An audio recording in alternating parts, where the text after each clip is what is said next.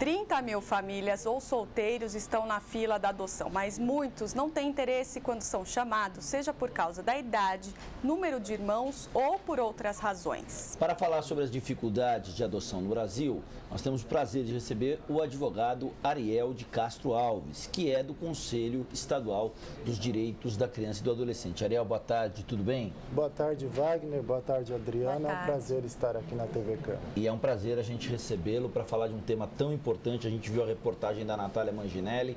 Qual é o principal problema para essas 5.500 crianças e adolescentes que aguardam por uma família? É a burocracia? Além dessas 5.500, que são aquelas que já foram destituídas do poder familiar, elas não têm mais vínculo com a família de origem, nós temos em torno de 80 mil crianças em abrigos no Brasil, vítimas de abandono, de violência e de negligência, segundo a Associação dos Magistrados Brasileiros. Então é um problema ainda muito maior. Nós temos 30 mil pessoas que pretendem adotar crianças. A grande dificuldade é que 98% dessas 30 mil querem crianças com menos de 7 anos de idade, sendo que só 10% dessas 5.500 crianças têm menos de 7 anos de idade. A maioria tem entre 10 e 17 anos. A outra dificuldade é que esses casais ou esses pretendentes individuais, eles querem crianças sem os irmãos. Então, 80% querem uma só criança sem que esteja acompanhada dos irmãos. E aí não é permitido adotar um só, tem que adotar a família, é isso? A lei, os inclusive irmãos. modificada em 2009, que trata da adoção, o Estatuto da Criança e do Adolescente, prevê que não pode haver a separação dos irmãos. E hoje, 80% dessas 5.500 crianças, elas estão nos abrigos com seus irmãos e não podem ser separadas. Até por isso que houve a recente modificação a partir de uma resolução do Conselho Nacional de Justiça, para que estrangeiros também integrem o Cadastro Nacional da Adoção.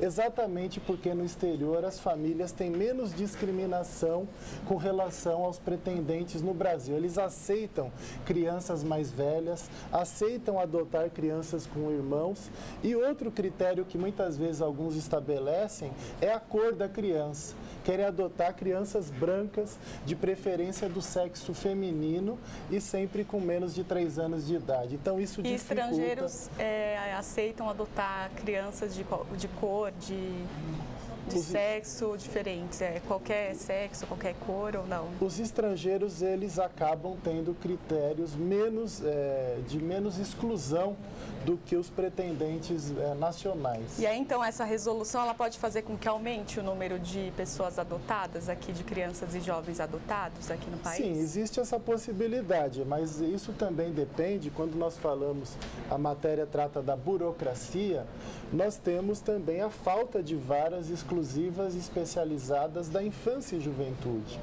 Hoje, segundo o próprio Conselho Nacional de Justiça, só 6% das comarcas, que são as regiões jurídicas, têm varas especializadas e exclusivas da infância e juventude, com equipes técnicas também preparadas para atuar nessas situações. Então, isso também é um grande dificultador dos processos de adoção. Ariel, esse problema, ele vem melhorando ou piorando? Vem melhorando na medida em que nós temos mais meios, como o próprio Cadastro Nacional de Adoção, que garante uma transparência maior. Antes, pessoas eram... O cadastro é de 2008, né? Isso. E existe um controle feito nacionalmente, através de todas as varas da infância e juventude, pelo Conselho Nacional de Justiça. Antes, pessoas que tinham mais dinheiro, mais condições financeiras, eram favorecidas. Ou muitas pessoas pegavam crianças para criar, sem nenhum critério, e de repente transformava aquilo numa adoção à brasileira, sem passar por qualquer procedimento judicial. Qual que é o caminho da adoção hoje? Quanto tempo leva para uma pessoa adotar uma criança? É difícil especificar, porque a grande dificuldade é essa exigência.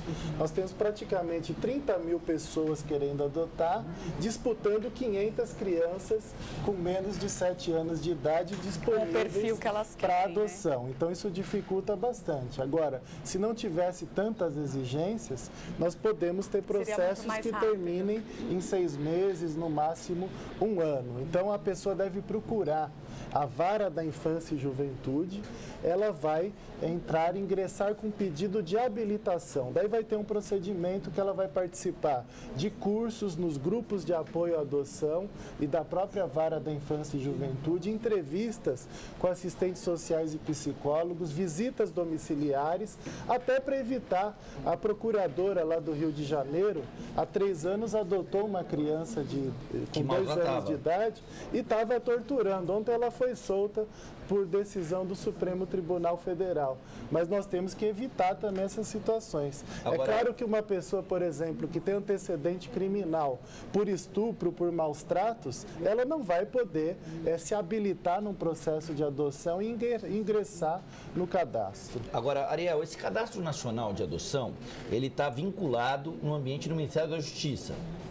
Ele é vinculado ao Conselho Nacional de Justiça, que é um órgão de controle do Poder Judiciário vinculado ao Supremo Tribunal Federal. Então ele não tangencia no Ministério da Justiça? Ele não tem vinculação com o Poder Executivo. Ok. Agora, quando se trata de adoção internacional, nós temos um órgão que coordena as adoções internacionais e que fiscaliza, que se chama Autoridade Central, que é vinculada à Secretaria de Direitos Humanos. Eu te fiz essa pergunta porque, com base na pergunta que a Adriana fez, sobre todo mundo querer uma menininha clarinha, de olhos azuis ou de olhos verdes, tudo mais, e aí aquela questão que a gente tem que falar, a realidade, que é um certo preconceito de cor, não se quer criança negra, e muitas vezes... A matéria colocou uma frase importante do casal, do pai, no caso.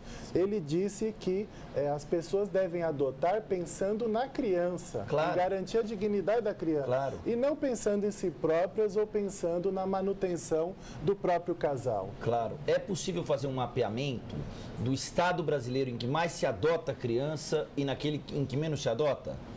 É claro que São Paulo ele tem uma proporção maior, até pelo tamanho e até pela estrutura do Poder Judiciário. Aqui nós temos um número maior de varas da infância e da juventude, mais equipes técnicas, então São Paulo é o estado que lidera. Mesmo na proporção, mesmo nos números relativos? Mesmo na proporção. Depois nós temos Minas, temos Rio de Janeiro, temos outros estados também. E os menos? Os estados do Norte e Nordeste, até pela grande dificuldade de estrutura do próprio Poder Judiciário nesses locais, acabam tendo uma dificuldade ainda maior. Então, essa burocracia está também vinculada à estrutura de atuação do Poder Judiciário. Então, aqui tem mais pessoas interessadas em adotar e também tem mais crianças para adoção? Sim, certamente. Nós temos um número maior de crianças em abrigos também no estado de São Paulo e um número maior de crianças que podem ser adotadas, que já foram destituídas do poder familiar, não tem vínculo mais com a família biológica e podem também vir a ser adotadas. E de quais países são os maiores interessados em adoções de crianças brasileiras? Alemanha, Estados Unidos? Quem é que procura uma criança brasileira para adotar? Certamente a Itália, a Espanha também, e nos Estados Unidos, e depois vem a Inglaterra. Então são alguns dos países em que existe um interesse maior.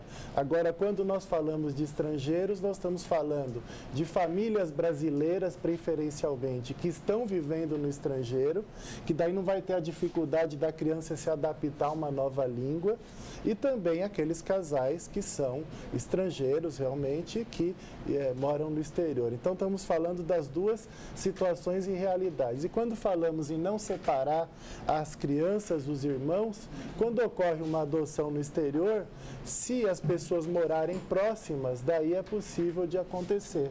Por exemplo, morar no mesmo bairro, né? O irmão e a irmã, daí é possível de acontecer essas adoções mesmo internacionais. Legal. Conversamos, portanto, com Ariel de Castro Alves, que é do Conselho Estadual dos Direitos da Criança e do Adolescente. Ariel, muito obrigado pela sua presença em nossos estúdios. Foi um prazer recebê-lo, tema super importante.